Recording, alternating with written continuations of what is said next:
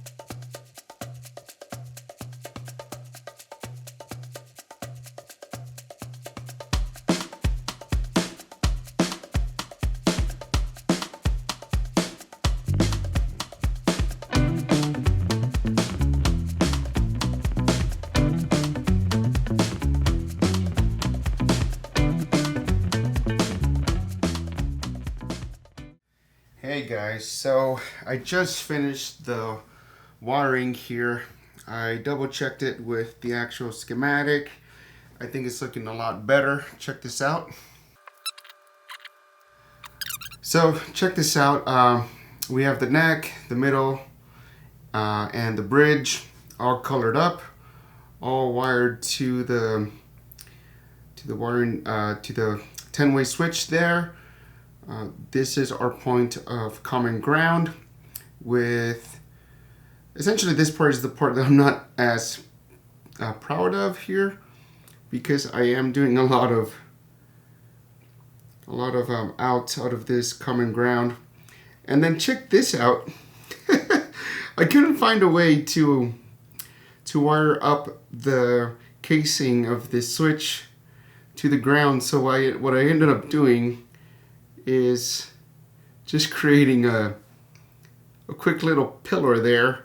It seems to be sturdy in there. I don't think it's gonna move, but not too proud about that. The other option was to solder somewhere in the threads to the common ground, but decided not to go that route. Anyway, I guess the only change here is that I ended up doing a more modern, a vintage tone knob. What that means is that my tone input is coming out of the middle of the volume pot, the middle lug, essentially after the volume pot, then it goes into the tone circuit. If you want a modern tone knob, then you come out of the first slug there, right? So before the sound goes into the volume pot. I didn't want to do that. I like the vintage tone just because it muddies the volume pot less when you're lowering the volume, and it keeps a little bit more of the highs in there. So I wanted to do that. I want most of my tone to be controlled by this one. I can go a step further and add a treble bleed here, which I might do in the future, but for now I'm just gonna leave this as is. I'm gonna clean up some of the messiness there, and then I'm gonna wrap it up and hook it up, and then do a quick test with strings. So let's go ahead and do that. Okay, so moment of truth. I have to test this with an amplifier, but let's go through this.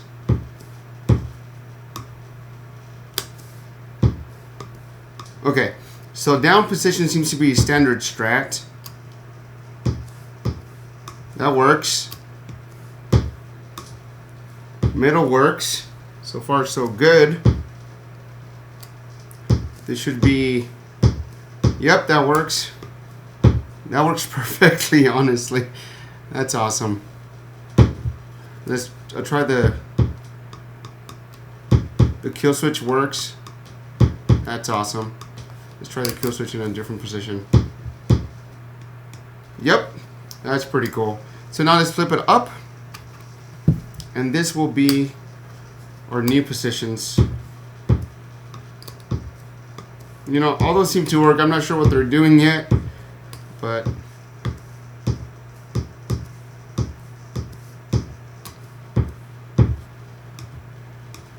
alright. Well, that's pretty cool. So it works. I'm excited. Let's put it on the guitar.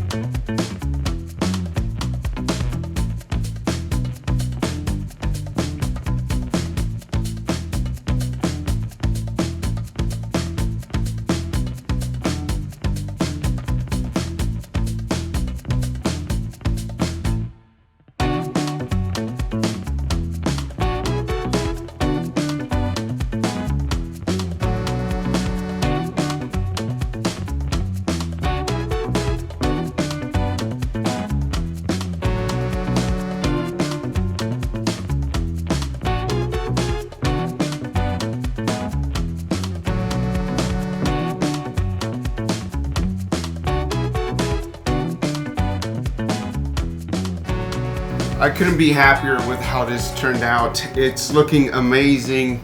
I just finished, let me give you guys a walkthrough here. I just finished going through this and double checking the wiring, checking everything. It's working. It's looking very awesome with this kind of glossy wood with the glossy maple and the glossy ash. And of course it's got that Fender neck, a made in Mexico neck, and it's got the Fender locking tuners. So I think that's either a tusk nut or a bone nut. I'm not sure, but it feels pretty good. And it just looks amazing. I feel it's looking really nice. I like the way the kill switch looks. You know, the whole silver / white with the brass bridge. It just looks amazing. Can't be happier with this. Probably the only thing that I'm not liking too much is that I drilled some of these a little bit bigger. If you can see some of the holes in the plastic there, because they wouldn't fit into the magnet somehow. But you can't really tell unless you look really close. Otherwise, I'm just really happy, and I'm gonna see if I can string it up, do a quick setup, and then play it for a little bit. And then I'll give you guys some demo sounds, hopefully in the next video. But yeah, let's string it up and at least give it a quick play, and then see where we go from there. So at this point, the guitar is adjusting to the strain and the pressure of the strings, and the neck is probably moving and settling in, including the body, I bet, and everything else just kind of settling in. And that's what I want. That's what I wanted to do. I wanted to leave it tuned and leave it like that overnight, and then do a setup tomorrow, or at least wait a couple hours and do a setup later tonight. The tuning is not changing much, so I think this means, you know, the guitar doesn't need too much time to settle in. I might be able to do a setup right now, actually. But let's give it a listen first. Here we have the standard Strat.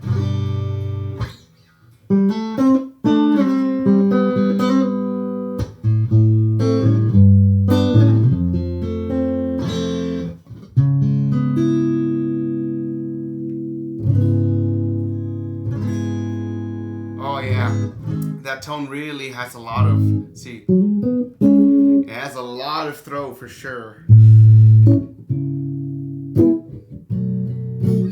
You can get really jazzy with this.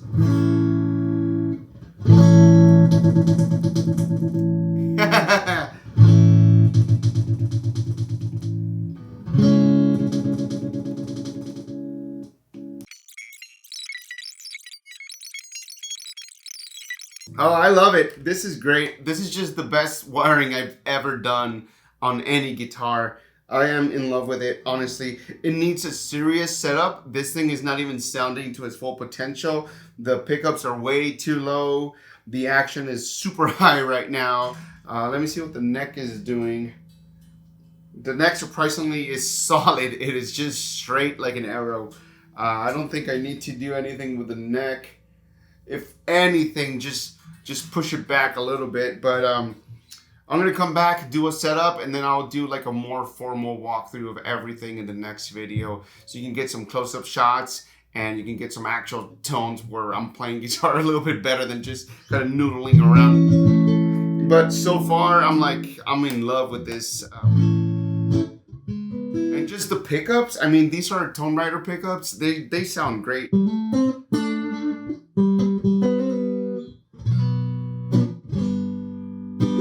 This is not even an amp for an electric guitar.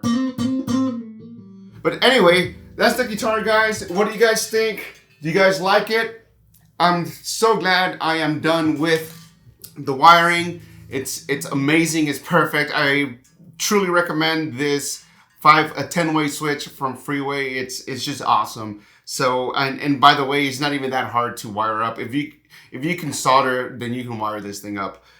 So anyway, let me know what you guys think. What kind of demos do you want to see in the next one? I'm going to be doing a photo shoot on it. I'm going to have a buddy of mine help me out with a setup and everything. Do a little bit of a photo shoot, kind of wrap things up, and then give you guys some real tones. So anyway, stay tuned for that. Put a comment down there. Let me know what you want to see. Let me know what should I build next. Let me know if you have questions on the Freeway switch. And yeah, I'll see you next time. Goodbye.